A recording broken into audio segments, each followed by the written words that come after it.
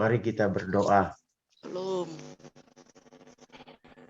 Bapa yang kekal di dalam sorga, Allah yang begitu hebat, luar biasa, Allah yang sangat mengasihi kami.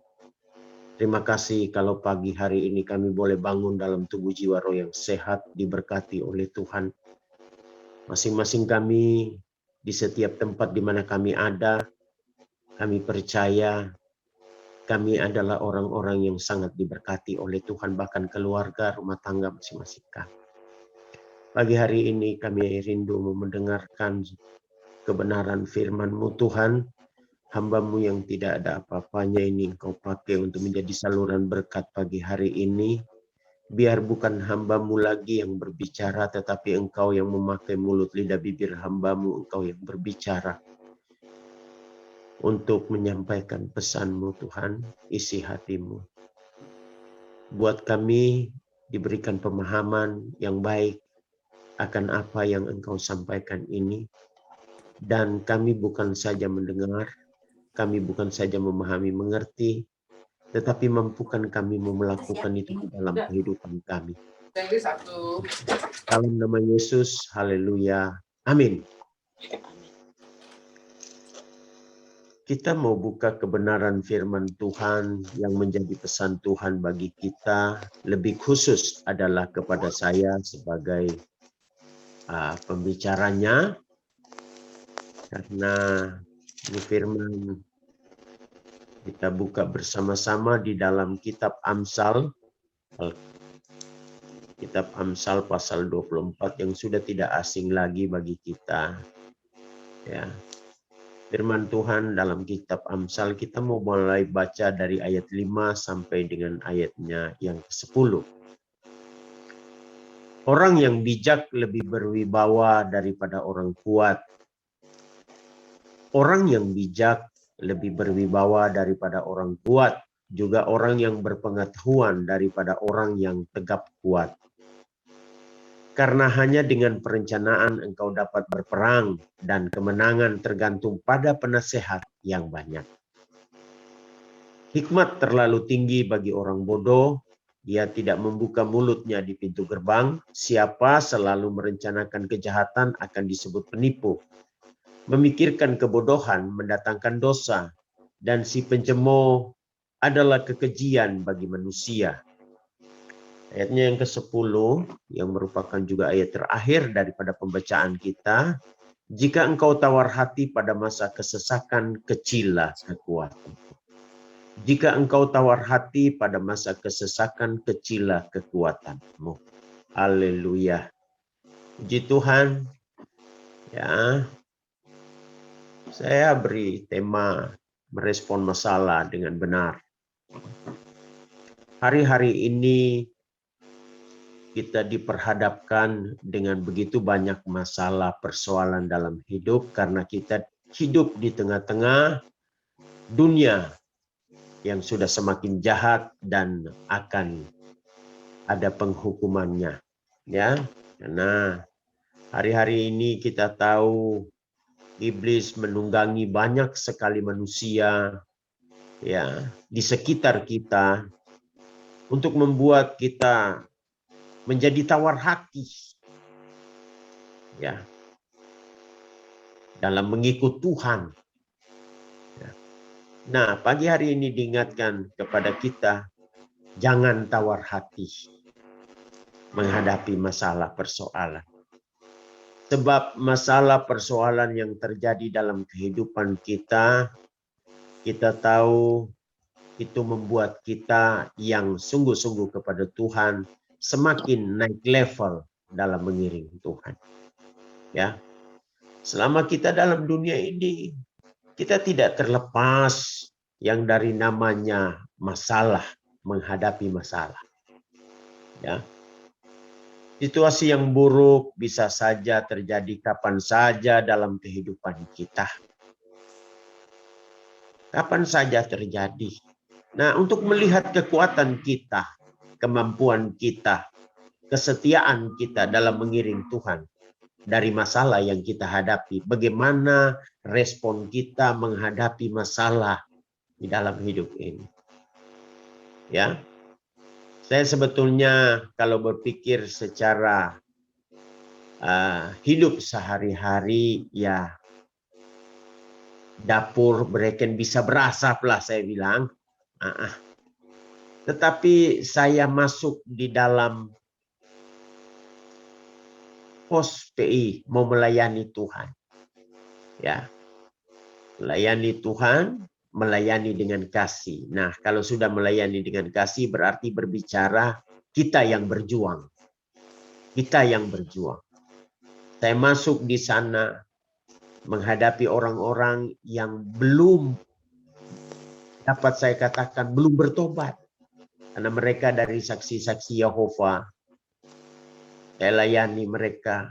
Mereka masih belum lepas dari alkohol, belum lepas daripada isap rokok. Nah, bahkan sampai ibu-ibunya, bukan saja laki-lakinya, ya, ibu-ibunya. Ya, saya harus sabar di sana melihat ini semua. Nah, saya melihat kekuatan saya puji Tuhan. Akhirnya saya ditunjukkan Tuhan, kemampuanmu adalah melayani mereka, melihat mereka punya perbuatan ini. Sehingga engkau bisa melihat kekuatanmu. Ya. Dan saya semakin dibersihkan, semakin dikikis, semakin diperbaharui oleh Tuhan. Lewat masalah persoalan ini. Nah, lebih lagi daripada itu saya dipanggil oleh Kapolsek. Pergi di kantor polisi. Pergi. Terus disidang lagi sama camatnya. Datang ke sana dipanggil. Karena pelayanan, perintisan pelayanan ini. Karena daerah di mana saya melayani ini, dia itu bagian terbesar adalah kaum Kedar. Ya, kita hanya ada 2% di sana.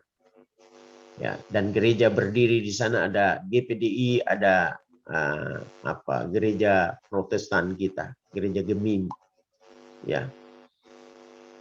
Dan kita masuk di sana lagi. Dan memang terjadi pertentangan. Tetapi saya terus menjalani ini, ya. Saya terus maju. Ya. Dan inilah ayat firman Tuhan yang disampaikan Tuhan kepada saya untuk disampaikan. Jika engkau tawar hati pada masa kesesakan, kecillah kekuatanmu. Itu ayat inti untuk pembacaan firman Tuhan di pagi hari ini. Jangan sampai kita ketika masalah ada di hadapan kita, kita langsung mundur. Ya. Jangan sampai ketika kita menghadapi persoalan di tengah-tengah dunia yang semakin jahat ini, kita akhirnya berpaling dari Tuhan. Ya, bagaimana cara pandang dan respon kita terhadap masalah itu akan menentukan keadaan kita selanjutnya dalam mengiring Tuhan. Apakah kita akan mengeluh atau menyalahkan situasi? Atau kita memberi respon yang benar terhadap masalah yang terjadi dengan berpikir positif? Itu kembali kepada setiap kita. Ya. Tapi dengar baik. Dengar baik. Ketika kita memberi respon dengan benar kepada masalah yang datang kepada kita, itu 50% kita sudah berhasil mengatasi masalah tersebut. Ya. Hari-hari ini mungkin kita sedang menghadapi situasi yang cukup sulit. Atau situasi buruk di area kehidupan kita, di sekitar kita. Ya. Berbicara mengenai pribadi. Mari kita merespon semua masalah dengan benar. Dengan memiliki pikiran yang positif. Kita optimis bersama dengan Tuhan. Bahwa kita akan keluar sebagai pemenang dari segala masalah persoalan yang kita hadapi. Ya. Maka saya mau mengingatkan. Ketika ada suara baik di dalam hati kita masing-masing. Ada suara Roh Kudus di dalam hati kita. Untuk supaya kita mau merubah, mau mengkoreksi hidup pribadi kita terlebih khusus. Ya. Jangan sampai suara itu menjadi hilang sebelum kita bertindak untuk membereskannya. Ya, saya beri contoh ketika ada masalah kita di tengah-tengah keluarga kita, antara kita saudara bersaudara, antara kita dengan orang tua, kalau memang masih ada orang tua, atau dengan anak.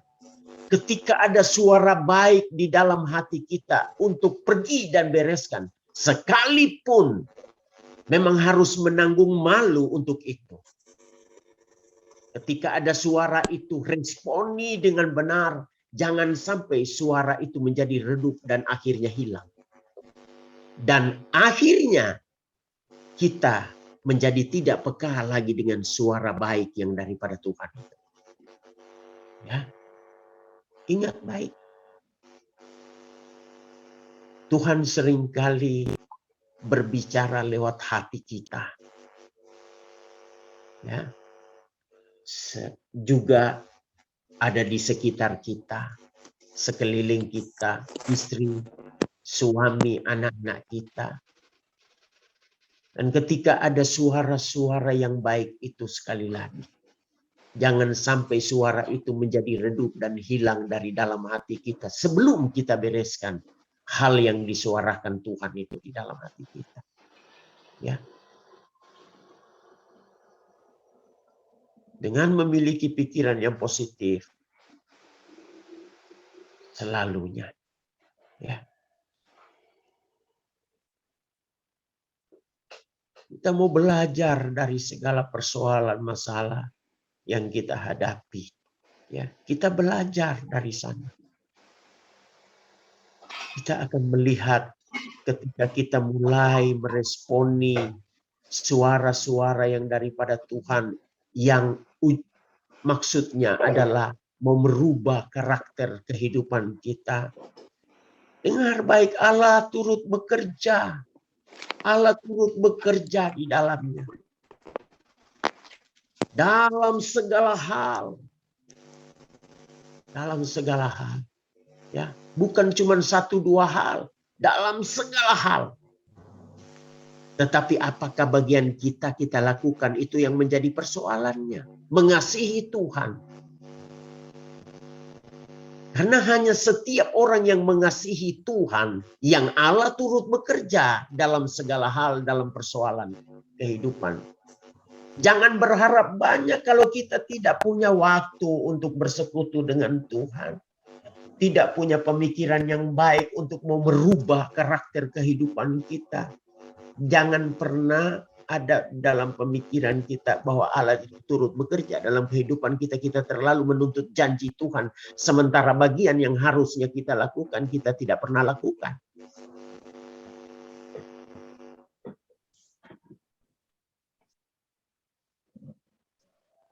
Lewat masalah, Dia akan menjadikan iman kita semakin kuat. Dan hidup kita semakin indah di hadapannya. Ya. Kehidupan kita semakin indah di dalam Tuhan.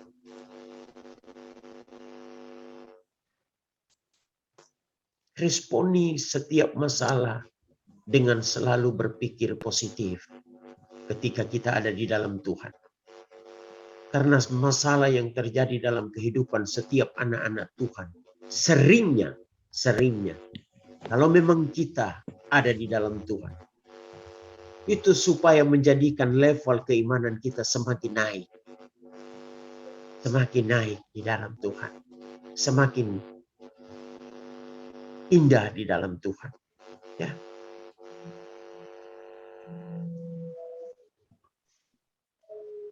Miliki sikap optimis bahwa menghadapi masalah bersama dengan Tuhan, kita akan mampu mengatasinya. Ya. Haleluya. Sampai dengan saat ini, sampai dengan hari dan saat ini, Tuhan ada bersama-sama dengan kita. Itu janjinya. Dengar baik. Dia sekali-kali tidak akan membiarkan engkau yatim piatu. Dia tidak akan meninggalkan engkau sendirian. Engkau dan saya adalah biji mata Tuhan. Dan kalau kita adalah biji mata Tuhan, Tuhan tidak akan mungkin memberikan masalah persoalan yang terjadi dalam kehidupan kita itu melebihi daripada kekuatan kita. Dia ada bersama-sama saudara dan saya. Setiap jalan langkah hidup kita. Ya. Jika engkau tawar hati pada masa kesesakan, kecilah kekuatanmu. Kekuatan kita diukur daripada masalah persoalan yang kita hadapi. Apakah kita keluar sebagai pemenang atau kita malah terpuruk dalam masalah itu yang akhirnya kita bukan menghadapi masalah itu tetapi menyimpan dan lari daripada masalah persoalan yang kita hadapi.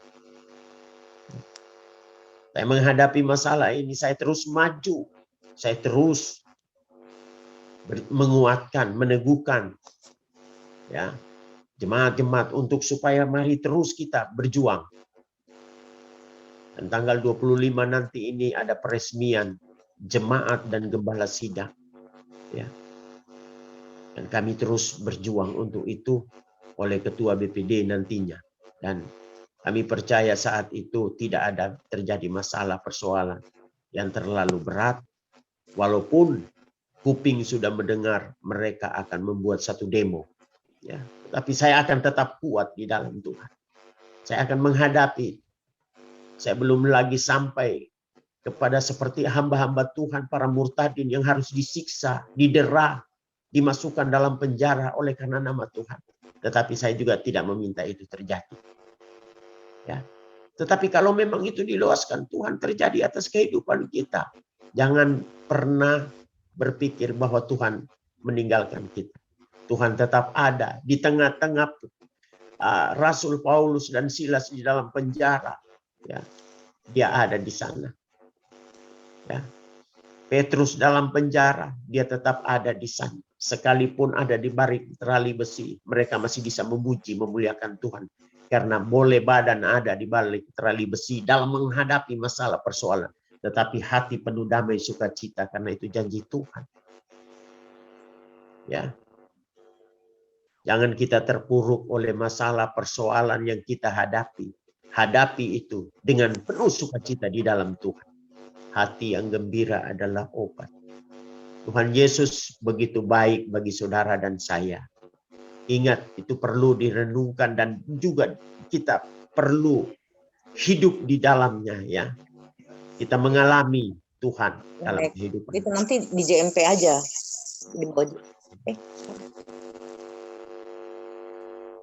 Setiap hari, setiap saat kita dengar firman Tuhan. Kita dengar renungan kebenaran firman Tuhan. Tetapi seringkali ada banyak orang yang tidak menjadi pelaku daripada kebenaran firman Tuhan. Betapa sedihnya kita. Kalau kita memang banyak firman Tuhan yang sudah disampaikan kepada kita. Ya, firman Tuhan sudah seringkali kita baca. Tetapi kita dalam prakteknya, kita sebetulnya jauh daripada Tuhan. Itu sangat menyedihkan. Ya. Maka Tuhan nanti akan mengatakan, nyala daripada kamu semua yang membuat kejahatan. Ya. Itu setiap hamba-hamba Tuhan, kita di sini adalah hamba-hamba Tuhan semuanya. Ya. Bukankah aku menyembuhkan orang sakit, mengusir setan? Banyak orang bernubuat demi namamu. Pada saat itulah Tuhan akan mengatakan, menyala daripadaku, kamu semua yang membuat kejahatan. Aku tidak mengenal kamu. Oh Tuhan, jangan itu kami Tuhan. Kami mau berjuang di dalam Tuhan, sekalipun harus melalui banyak penderitaan dalam kehidupan. Ya.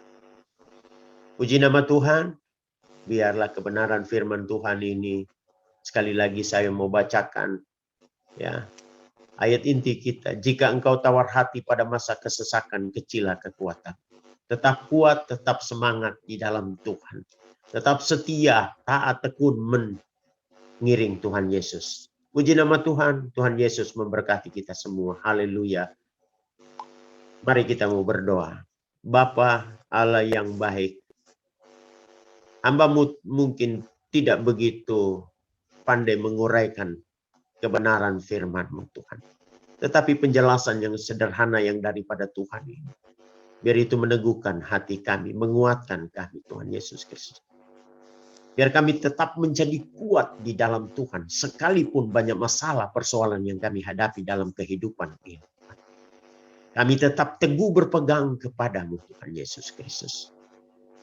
Hamba-Mu terbatas Tuhan, tetapi Engkau Allah yang tidak terbatas, Engkau yang akan menjelaskan, menerangkan jauh ke dalam lubuk hati pikiran kami, serta melakukan apa yang Tuhan kehendaki atas masing-masing kami Tuhan. Terima kasih Tuhan Yesus Kristus. Ayub dalam kehidupannya, dia tetap kuat. Dia tidak dipersalahkan dari segala perkataan yang dikatakannya. Tetapi masalah persoalan yang dia hadapi cukup berat. Tetapi di sanalah Tuhan akhirnya memberkati dia dalam ceritanya 2 kali lipat daripada sebelumnya. Dan kami percaya ketika kami dimampukan menghadapi setiap persoalan masalah yang ada di hadapan kami, maka kami akan terus menjadi kuat, akan 2 kali lipat juga kekuatan kami di dalam menghadapi persoalan-persoalan berikutnya. Terima kasih Tuhan Yesus Kristus. Di dalam nama-Mu Tuhan, firman-Mu ini termeterai di dalam hidup kami. Dan di dalam nama Tuhan Yesus Kristus kami berdoa. Haleluya. Amin.